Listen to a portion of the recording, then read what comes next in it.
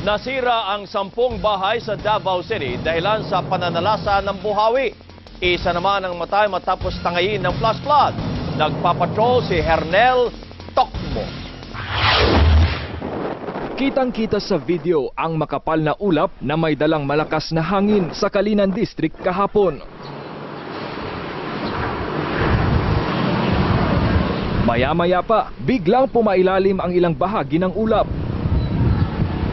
Nakuna ng bayan patroller na si Dana Ortiz ang pananalasa ng buhawi sa kanilang lugar. Tumama sa ilang bahagi ng Kalinan District ang malakas na hangin. Nabuwal ang ilang puno, natumba rin ang mga bakod at nilipad ang bubong ng ilang bahay. Kusog o pati ang mga gamit sa sulod. Kwento ng isang residente, nagulat na lang sila nang tangayin ng hangin ang kanilang yero. Bukod sa malakas na hangin, nagkaroon din ng malakas na pag-ulan.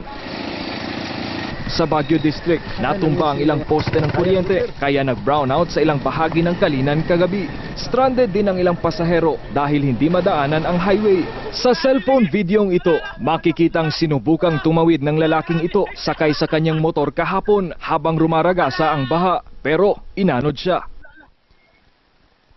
Ni pugos o Ayon sa PNP, nakita na ang bangkay ng driver na kinilalang si Sofronio Haka, 64 anyos at magsasaka sa lugar. Mahigit 10 bahay ang nasira. Ayon sa Pag-asa, isang freak tornado ang tumama sa Tugbok District. Nanawagan naman ang mga nasiraan ng bahay ng tulong sa lokal na pamahalaan.